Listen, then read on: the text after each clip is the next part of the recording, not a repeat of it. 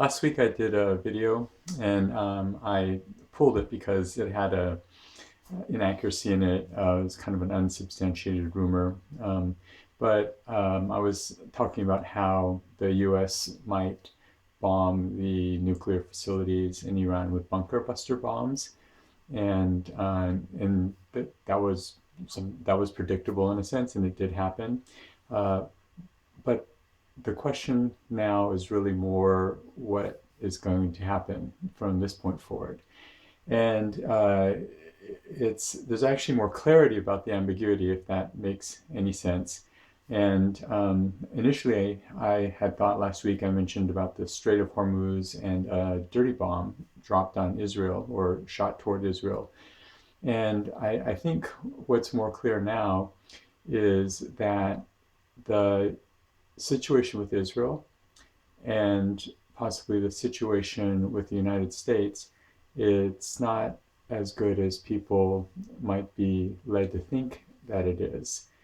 And this is because uh, warfare is changing, I think, and also because when you start a fight, you kind of have to know how it's going to finish. And in both of those factors, I think, are against both the United States and Israel right now. Israel is fighting a war essentially with Iran now of attrition, where damage to Israel is more costly than damage to Iran. And also, unlike wars fought with infantry and with even tanks, these wars now are not among targets and aggressors that are equal. The nature of warfare now favors the aggressor and disfavors the defender. Because let's say you have a country like Israel and you have a city like Tel Aviv. If you have a 90% success rate at shooting down missiles, that's failure. If you're Iran and you have a 10% success rate at getting missiles through, that's success. And all you have to do is exhaust the other party's defenses, which is also very easy to do because Iran is sending drones and then junk missiles, and they're counting on Israel to have to shoot everything down. And then they also have these hypersonic missiles, who are very, very difficult to shoot down. And so it's likely that the damage that Iran is going to do to Israel is very extensive. And it's something that at a certain point Israel won't be able to sustain, their economy won't be able to sustain, their air defenses won't be able to sustain, even with the United States' help. And that's one reason why this situation doesn't favor Israel. And the other reason this situation doesn't favor Israel or the United States, it's because of the Strait of Hormuz. And the Strait of Hormuz is this narrow channel. It's 21 miles at its narrowest point, where 20% of the oil, 30% of the natural gas flows through there. It's going through there to mostly Asia. And if that's choked off, then you have a major worldwide problem, not just with the countries expecting to receive those energy supplies, but in the United States and the global economy. Because if oil were to shoot from $77 to 110 or 120, some people say it could even go higher, $150 a barrel, then you have chaos. And Iran has had this ability to, in the 70s, they held Americans as hostages in the embassy in Tehran. Iran has long had the ability to hold the world economy hostage through blocking the Strait of Hormuz, because it's right along their coastline and they can mine it, they can shoot missiles at tankers. All they have to do is take down one tanker, and all of a sudden panic happens, and there are no tankers that will go through there anymore. And once that freezes, Iran doesn't need to constantly attack further tankers. They don't need to continue that aggression. They just need to shoot down one, or sink one.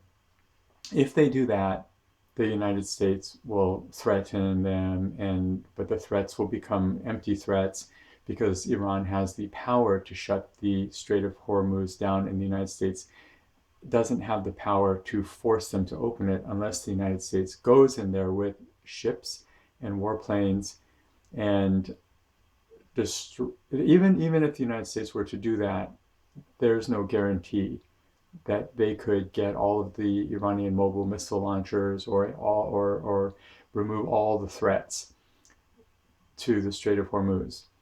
And the the lesson of this shift of of conventional warfare to, at one time ships had been the mainstay of projecting power, and so countries focused on these large battleships, like even Japan made, the Musashi and the Yamato, and the UK had the Prince of Wales, and the Prince of Wales was sunk in Singapore, and that was a tremendous blow to British prestige, because this was an unsinkable battleship and it was just taken down by a bunch of Japanese airplanes.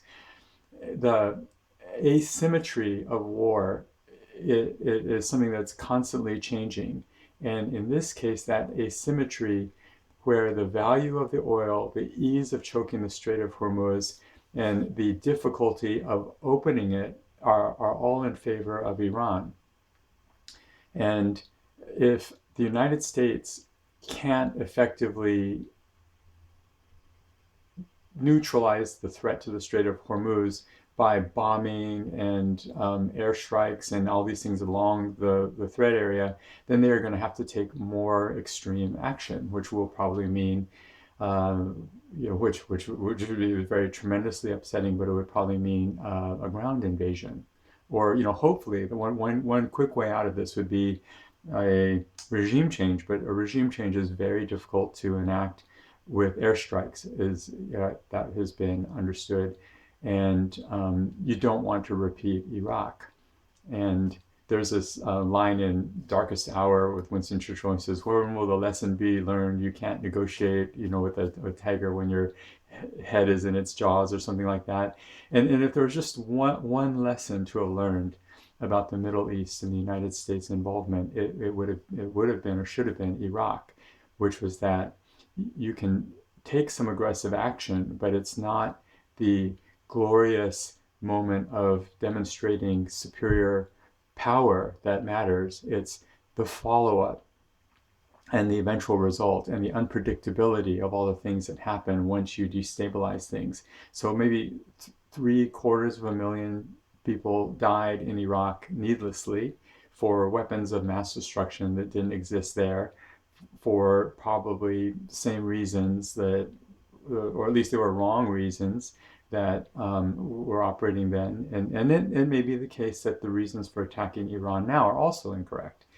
But the quagmire, it's likely to be the same, unless some easy out happens where the people of Iran rise up and change the regime, or the United States decides to take out the top leaders of Iran, which they said they wouldn't do. And even if they do that, though, the next level that's likely to take over, unless you get rebellion in the streets. And rebellion in the streets doesn't come when a foreign power invades a country and tries to force it into submission. That creates resentment and a will to resist among the people. So it's unlikely that the US bombing Iran further is going to result in regime change. It might, but it's unlikely, because that's not the way things usually work. If, for example, Iranians couldn't get flour for bread and they couldn't drive their cars and all these kinds of things, then that's more likely. And that's really what the United States should have done. The United States should have not been making ultimatums, and they should have negotiated and applied economic pressure and gone in an extreme direction in that way, and then press Iran to the limit in that way. That would have probably been a much wiser thing to do, and that general economic approach is more rational and more predictable, and it's what Trump seemed to be doing with Saudi Arabia and UAE, but for some reason he didn't do that with Israel, partially because Israel and Iran, partially because Israel acted first. And so why did this happen? That's really an important question. And this hasn't really been discussed, but as you know, most Israeli politicians, many Israeli politicians have very shady practices. Not all, but most. It's been historically the case. And like Ehud Olmert, former mayor of Jerusalem, prime minister of Israel, served prison time for corruption. And Netanyahu also is right now in the middle of a fairly serious corruption trial. And he just finished giving his direct testimony. His direct testimony is the part of the trial where his lawyers get to ask him, uh, questions that make him look good. His cross-examination, where the prosecution began asking him hard questions, started on June 3rd. And that was probably not very comfortable. And if he would be convicted and then the Supreme Court would uphold that conviction, then he would be, forced out of office. And maybe that's where things were headed. On June 6th, he said, I can't come to the cross-examination because I'm sick. And they said, okay. On June 15th, Israel attacked Iran. And now no one's talking about the corruption trial. And it very well could be related to the timing of Netanyahu possibly facing prison time, corruption charges, having to be forced to resign from being prime minister of Israel. All of these things, they're, from the point of view, what a lesson that the United States could be learning from this, should have learned from Iraq. Despite Saddam Hussein saying all these things, and despite Iranians chanting death to America, whatever, is like this. Something Winston Churchill said is, you can't. Every time a dog barks at you, you can't throw stones at every dog that barks at you, and you have to understand. It's necessary to understand a lot of things in order for a wise course to be plotted is to learn to ignore a lot of things that are non-essential. And when you face something that's essential, think through what the outcome is. In this situation, there's no likely good outcome except for this easy out of a regime change, which is hard to predict, but there are many factors that indicate that is not likely to happen, at least soon. This protracted missile exchange with Israel is going to result in Israel's economy being destroyed. Hundreds of missiles have gotten through already, I think, and maybe couple hundred apartment buildings have been destroyed, and tons of infrastructure and all sorts of things. The one estimate was, there are many estimates, but hundreds of billions of dollars in damage already. And this could even be toward the very beginning of that type of damage. So Israel could be in a real serious, it could have a greater threat to its existence from destruction of its economy than the potentially abstract threat of Iran someday launching a nuclear warhead against it. And that risk was worth taking, because the scenario where Iran launched a nuclear warhead against Israel, maybe that was more remote than people recognize. Because interestingly, Iran, even though they have this apocalyptic language, they are the ones that are reacting very rationally right now and very cagily, and their defenses and their counterstrikes, and they understand their objective. And you could say that even right now, even despite the United States entering into this conflict, it's very possible that Iran will wind up the winner, because if you define winning in terms of meeting objectives, the objectives of Iran, while not necessarily fulfilled, will end up being in a better place than the objectives of Israel or the United States. If Iran continues to destroy Israel through missiles, and Israel's air defenses are exhausted, and the United States suffers because the global economy starts becoming